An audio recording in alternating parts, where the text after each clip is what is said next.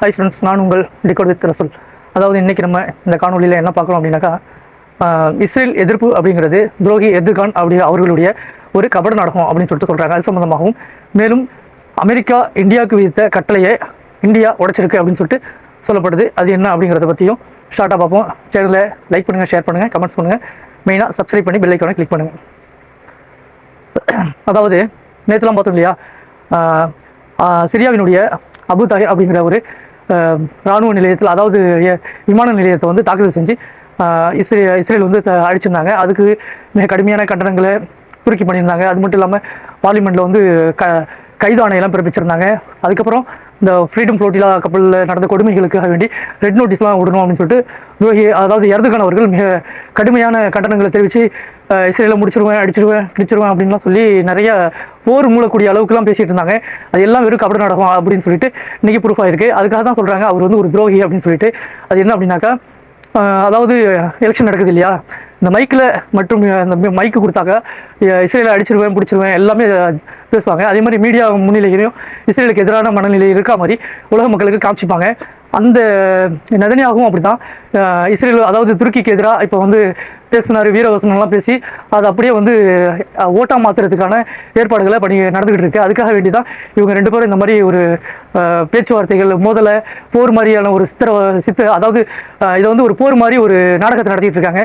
அது அப்படி சொன்னவர் என்ன பண்ணியிருக்கணும்னா, உடனடியாக அவங்கள்ட்ட இருக்கக்கூடிய வர்த்தகத்தை நிறுத்திருக்கணும் இல்லையா, ஏதாவது ஒரு நடவடிக்கை எடுத்திருந்தா சரி அப்படின்னு சொல்லிட்டு உண்மை அப்படிங்கிறத ஒத்துக்கலாம். என்ன பண்ணியிருக்காங்க, நேற்று சொன்னதுக்கு அப்புறமே கூட 2 கப்பல்கள் வந்து துருக்கியிலிருந்து ஹைஃபா, அதாவது இஸ்ரேலுடைய ஹைஃபா துறைமுகத்திற்கு பொருட்களை ஏற்றி கொண்டு சென்றிருக்காங்க. முக்கியமான பொருட்கள், உணவுப் பொருட்கள், தேவைகள் மற்றும் அத்தியாவசிய பொருட்களை ஏற்றிக்கிட்டு இஸ்ரேலிய மக்களுக்கு உள்ள தேவைகளை பூர்த்தி செய்வதற்காக வேண்டி தொடர்ந்து காலம் தொட்டு காலமாக இஸ்ரேலில் தேவையான அனைத்து பொருட்களுமே துருக்கியிலிருந்து தான் போகுதுங்கிறதா உண்மை. இந்த வர்த்தகர்களை நிறுத்தினா கூட இஸ்ரேல் வந்து கொஞ்சம் பாதிப்புக்குள்ளாகும். அப்புறமா சிந்திப்பாங்க, இதையே நம்ம அவங்களே நம்மளை எதுக்குறாங்க அப்படின்னு சொல்லிட்டு யோசிப்பாங்க. இதை கண்டினியூவாக செய்யறதுனால தான் அவங்க இதெல்லாம் தாண்டி அவங்க பல விஷயங்களை அப்பாவி மக்கள் மேலே நடத்திட்டு வராங்க, காசா பகுதி மக்களில். அதே மாதிரி பார்த்தீங்க அப்படின்னாக்கா, இன்றைக்கி கூட ஒரு கப்பல், அந்த ஒரு 2 கப்பலோட முடியல, இன்றைக்கும் ஒரு கப்பல் வந்து ஒன்று துருக்கியிலிருந்து ஹைஃபா துறைமுகத்திற்கு பொருட்களை ஏற்றி சென்றிருக்காங்க. அதாவது மைக்கு ப்ளஸ் மேடை பேச்சு மட்டும் பெருசாக இருக்கும் எர்துகான் அவர்கள்ட்ட, ஆனால் செயல்பாடுகளில் ஒன்றுமே இருக்காது. அவங்க 2 பேருமே அண்ணன் தம்பி மாதிரி தான், அதாவது ஒன்று விட்ட பிள்ளைகள்னு சொல்லுவாங்க இல்லையா, அந்த மாதிரி தான் நடந்துப்பாங்க. அந்த மைக்கு மீடியாவும் இல்லை அப்படின்னாக்கா வெளியில் வந்துட்டாங்கன்னா அவங்க அண்டர் கிரவுண்டு டீலிங் ஃப்ரெண்ட்ஷிப்புங்கிறது இந்த உலகம் அறியாத ஒன்று தான். அவங்க பேசுகிறது எல்லாமே இந்த எலெக்ஷனுக்காக. இவர் இந்த நாட்டு மக்களுடைய ஓட்டு வாங்கி, அதாவது அந்த பதவி ஆசை வெறியில் அவர் தன்னை மீண்டும் மீண்டும் அதிபராக நிலைநிறுத்திக்கிறதுக்கு துருக்கி மக்களை ஏமாத்துறதுக்காக மைக்கில் பேசுவார். அதே மாதிரி அங்கே நெதன்யாகு அந்த அரசியல் வாழ்க்கையை தக்க வைக்கிறதுக்காக அவரும் அந்த மாதிரி துருக்கியை எதிர்த்து பேசுவார். இதெல்லாம் வந்து சகஜம் அப்படின்னு சொல்லிட்டு இந்த மக்கள் இப்போ கொஞ்சம் கொஞ்சமாக உணர்ந்துட்டு வராங்க. இதான் உண்மைங்கிறதும் புரிஞ்சுக்கிங்க. அடுத்து பார்த்தீங்க அப்படின்னாக்கா, அதாவது ஈரானினுடைய அதாவது துணை இராணுவப்படை, பசிச்சு படை அப்படின்னு சொல்லுவாங்க, அவங்களுடைய தளபதி இன்னைக்கு என்ன சொல்லியிருக்காரு அப்படின்னாக்கா, அமெரிக்கா மற்றும் இஸ்ரேலுங்கிறது மத்திய கிழக்கில் மிகப்பெரிய ஒரு சக்தியாக நீங்கள் பார்த்தது அது ஒன்றுமே இல்லை, அவங்க எல்லாம் ஒரு டம்மி தான் அப்படின்னு சொல்லிட்டு இன்னைக்கு இந்த உலகம் புரிஞ்சுக்கிட்டு இருக்கு. நாங்கள் அதை அடித்து நிரூபித்து காமிச்சிட்டோம். அதனால் இருக்கக்கூடிய அரபு நாடுகள் கொஞ்சம் எச்சரிக்கையாக இருங்க. நாங்கள் வந்து முன்பு இருந்ததை விட அஃபென்சிவ் மோடுக்கும் மாறி இருக்கோம். அது மட்டும் இல்லாமல் ஆயுத உற்பத்திகளை டபுள் மடங்காக பெருக்கிட்டு வரோம். ஒரு போர் அப்படின்னு வந்துச்சுனாக்கா முன்னாடி இருந்ததை விட மிக கடுமையான விளைவுகளை இந்த நாடை சந்திக்க நேரிடும். கொஞ்சம் சூதானமாக நடந்துக்கு அப்படின்னு சொல்லியிருக்காங்க. அது மட்டும் இல்லாமல் இன்றைக்கி ஈராக்குக்கு இடையில பார்த்தீங்க அப்படின்னாக்கா இன்றைக்கி ஸ்பெஷல் பர்மிஷன் கொடுத்துருக்காங்க. ஏன்னா காலிபாபா அவர்கள் ஈராக்குக்கு போய் ஒரு விஜயம் பண்ணும்போது அங்கே வந்து கேட்டிருந்தாங்க, எங்களுக்கு இது நம்ம 2 பேரும் அண்ணன் தம்பி மாதிரி தான் பழக்கிறோம், நம்ம 2 நாட்டையும் வந்து பிரிக்க முடியாது, ஈரான் 2 வந்து ஒன்றுக்குள்ள ஒன்று அப்படின்னு சொல்லிட்டு அப்படிலாம் இருக்கும்போது ஸ்ட்ரைட் ஆஃப் ஹார்மஸ் எங்களுக்கு மட்டும் மற்ற நாடுகள் மாதிரி ட்ரீட் பண்ணுறீங்க, எங்களுக்கு ஸ்பெஷல் பர்மிஷன் கொடுத்தா என்ன அப்படின்னு சொல்லிட்டு கேட்டிருந்தாங்க. அதுக்கு இன்றைக்கி ஈரான் வந்து ஒப்புதல் கொடுத்து ஸ்ட்ரைட் ஆஃப் ஹார்மஸில் ஈராக் கப்பலுக்கு மட்டும் ஸ்பெஷல் பர்மிஷன் கொடுத்துருக்காங்க. அப்போ அந்த ஸ்ட்ரைட் ஆஃப் ஹார்மஸ் யார் கண்ட்ரோல் இருக்குங்கிறத இந்த உலகம் புரிஞ்சுக்கணும். அது மட்டும் இல்லாமல் சொல்லும் போதே 2 கண்டிஷனோடய சொல்லியிருக்காங்க. இவங்க ஏற்கனவே சொல்லியிருந்தாங்க, இந்த எதிர்ப்பு குழுக்கெல்லாம் நாங்கள் இதுக்காக வேண்டி நாங்கள் எதிர்ப்பு குழுக்கள் மேலே நடவடிக்கை எடுக்காமல் இருக்க மாட்டோம் அப்படின்னு சொல்லியிருந்தாங்க. அதுக்கு ஈரான் வந்து பதில் சொல்லியிருக்காங்க தெளிவாக, அதை வந்து நீங்கள் முடிவு பண்ணக்கூடாது, அதை நாங்கள் தான் முடிவு பண்ணுவோம். நீங்கள் வந்து வர்த்தகம் கரெக்டாக நடக்கணும், போகணும், இந்த கப்பல்களில் எந்த பிரச்சனைகள் இருக்கக்கூடாது அப்படின்னாக்கா நாங்கள் சொல்கிறது நீங்கள் கேட்டு தான் ஆகணும்.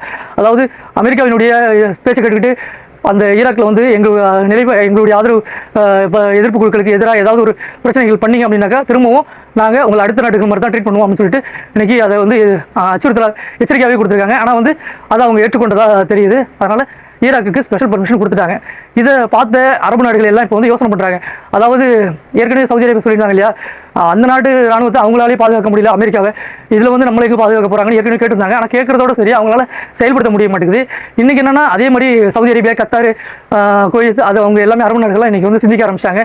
இதுக்கு நம்ம வந்து நேரடியாக ஈரான்கிட்டயே போய் பேச்சுவார்த்தை நடத்தி நிறைய வந்து டீல் பண்ணிக்கிட்டா என்ன அப்படின்னு சொல்லிட்டு இன்றைக்கி பேசப்படுறதாக காலிபாபா அவர்களும் சொல்கிறாங்க. நிறைய அரபு நாடுகளும் சரி மற்ற நாடுகளும் தனிப்பட்ட முறையில் எங்களுக்கு கால் பண்ணி நிறைய டீலிங், பிஸ்னஸ் டீலிங்கும் இந்த ஸ்டேட் ஆஃப் ஹார்மஸ் சம்மந்தமாகவும் பேச்சுவார்த்தை நடத்திட்டு வராங்க.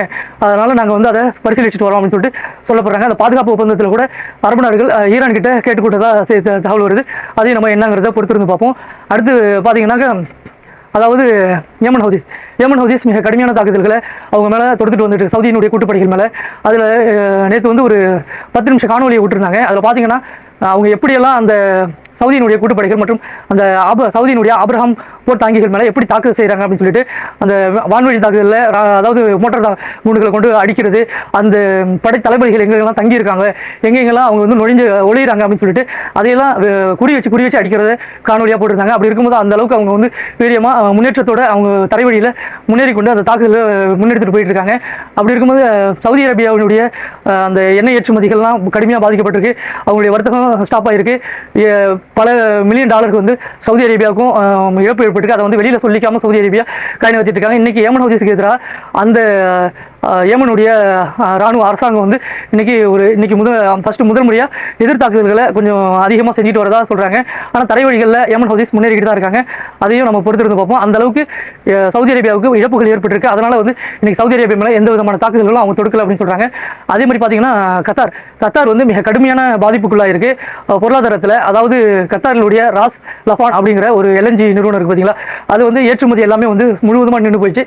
அந்த 40 நாள் போர் சண்டையில் ஈரான் தாக்குதல் நடத்தினது இந்த காரணத்தில் அவங்க வந்து கிட்டத்தட்ட அது திரும்ப பழைய நிலைக்கு வரதுக்கு கிட்டத்தட்ட எப்படின்னா ஒரு 3 மாதத்துக்காவது ஆகும் அப்படின்னு சொல்லிட்டு இன்றைக்கி அவங்களுடைய அரசு பட்ஜெட்லேயே வந்து 30% குறைச்சிருக்காங்க. அதாவது நிதி கொடுக்கறது, மற்ற அந்த நாட்டினுடைய தேவைகளை பூர்த்தி செய்கிறது, அந்த நாட்டினுடைய உள்கட்டமைப்புகள் பணிகளை மேற்கொள்ளக்கூடிய அந்த அதாவது கன்ஸ்ட்ரக்ஷன் ஒர்க்கு மற்ற உள்நாட்டு உற்பத்தி திறன் மற்றும் அந்த நாட்டினுடைய வளர்ச்சி பணிகள் எல்லாத்தையுமே வந்து இன்றைக்கி நிறுத்தியிருக்காங்க. மேலும் ஆட்கள் பணியமர்வு செய்வது, அப்புறம் சம்பள உயர்வு கொடுக்கறது, இதை எல்லாமே வந்து ஸ்டாப் பண்ண சொல்லியிருக்காங்க, குறைக்க சொல்லியிருக்காங்க. அதே மாதிரி 222 பில்லியன் அளவுக்கு டாலர் நஷ்டத்தில் இருக்குது அப்படின்னு சொல்கிறாங்க. வருஷத்துக்கு பார்த்தீங்கன்னா 20 பில்லியன் நஷ்டம் ஏற்படுது அப்படின்னு சொல்லிட்டு குவைத், அதாவது கத்தாரினுடைய அரசாங்கம் இன்றைக்கி அறிவிச்சிருக்காங்க. இது எல்லாத்துக்கும் காரணம் இந்த 40 நாள் அமெரிக்கா மற்றும் ஈரானினுடைய போர் தான் காரணம் அப்படின்னு சொல்லிட்டு இன்றைக்கி அதையெல்லாம் கருத்தில் கொண்டு தான் இன்றைக்கி ஈரான் கிட்ட பேச்சுவார்த்தை நடத்தலாமா அப்படின்னு சொல்லிட்டு யோசனை பண்ணிட்டு இருக்காங்க.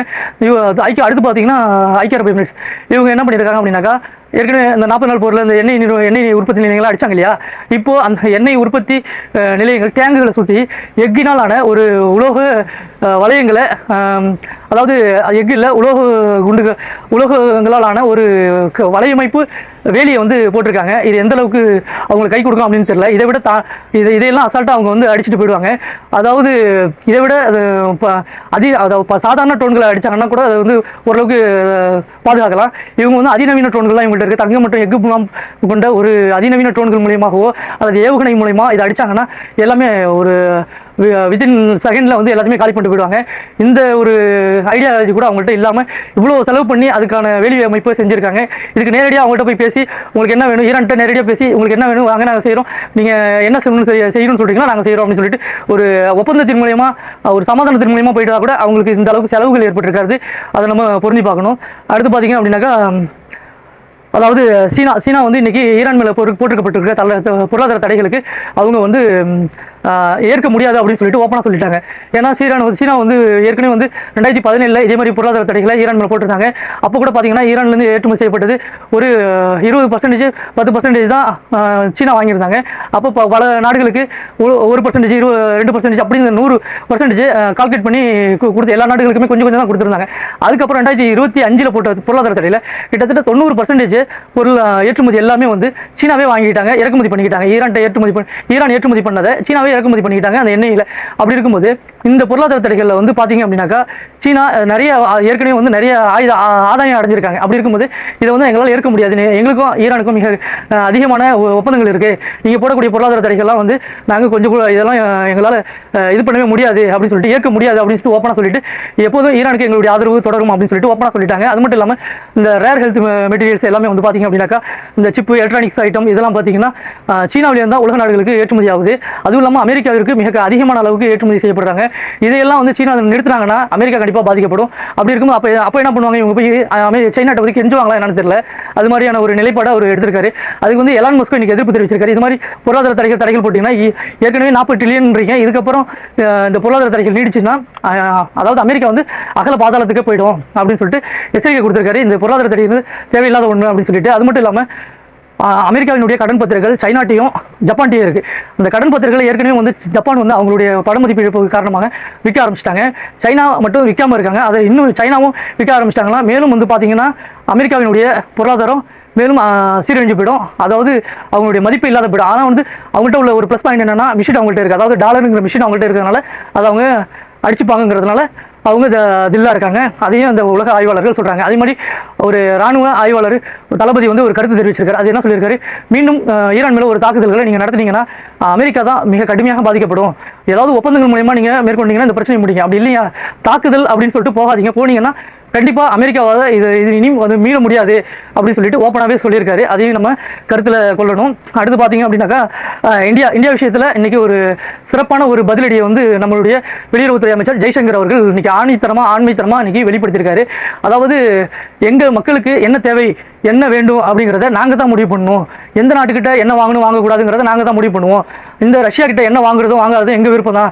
இதை சொல்கிறதுக்கு உங்களுக்கு எந்த வகையிலும் உரிமை கிடையாது அப்படின்னு சொல்லிட்டு இன்றைக்கி ஒரு ஆணித்தரமான பதிலை வந்து அமெரிக்காவுக்கு கொடுத்துருக்காரு. இது இந்த மாதிரியான ஒரு கெத்தான இந்தியாவை தான் நம்ம எல்லாரும் எதிர்பார்க்குறோம். அது மாதிரி நம்ம இந்திய மக்கள் ஒவ்வொருவருடைய உணர்வுபூர்வமான பதிலாக இதை வந்து பார்க்கணும். அதே மாதிரியான ஒரு ஆணித்தரமான இந்த மாதிரி ஒரு பதிலை தான் நம்ம வரவேற்கணும். அதுக்காக வேண்டி நம்ம ஜெய்சங்கர் அவர்களுக்கும் நம்ம இந்திய மக்களுக்கும் நம்ம வந்து நன்றி தெரிவிச்சுக்கிறோம். அடுத்து பார்த்தீங்கன்னா ரஷ்யா உக்ரைன் வாரில் வந்து ரஷ்யா 2 நாளைக்கு முன்னாடி பார்த்தீங்க அப்படின்னாக்கா அந்த அதாவது ரிட் அப்படிங்கிற ஒரு மால் போன்ற ஒரு ஏரியா பகுதி, அதாவது வர்த்தக பகுதிகளில் ஒரு தாக்குதல் செஞ்சிருந்தாங்க. அது எதுக்குன்னா அதுக்கு முன்னாடி பார்த்தீங்க அப்படின்னாக்கா வைல்டு பிரிட்ஜ் சொல்லியிருந்தோம் இல்லையா, 32 வைல்டு பிரிட்ஜ் இருக்குது. அதில் 26 பிரிட்ஜ் வந்து உக்ரைன் சுத்தமாக அடிச்சிட்டாங்க. வைல்டு பிரிட்ஜ் வேறு இதெல்லாம் அடிச்சு கிட்டத்தட்ட 30 பேர் வந்து இறந்துருந்தாங்க.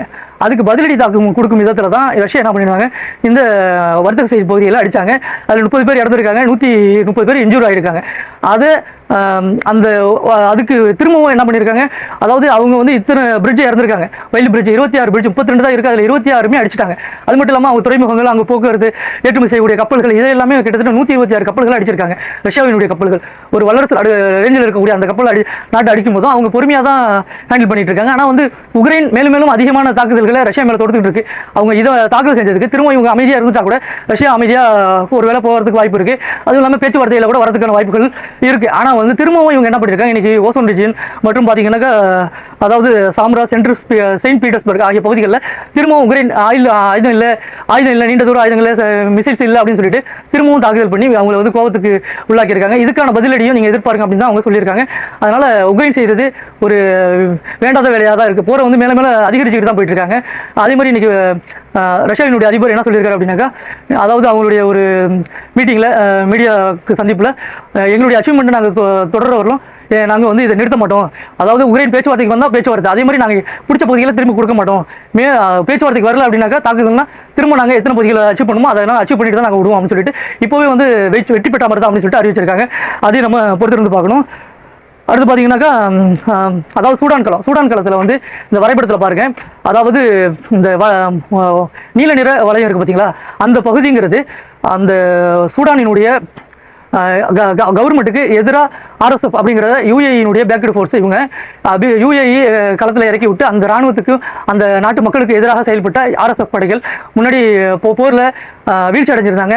அந்த இராணுவ படைகள் சூடானினுடைய இராணுவம் அதிகமாக தாக்குதல் செஞ்சு அந்த படைகள்லாம் திரும்பவும் அழிச்சதில் பாதி பேர் என்ன பண்ணிட்டாங்க, நாங்கள் வந்து திருந்திட்டோம், அதனால் இனிமேல் வந்து அந்த தாக்குதல்களை நாங்கள் நடத்த போகிறதில்லை அப்படின்னு சொல்லிட்டு ஓப்பனாகவே அந்த கவர்மெண்ட்டை சரண்டர் அடைஞ்சிருந்தாங்க.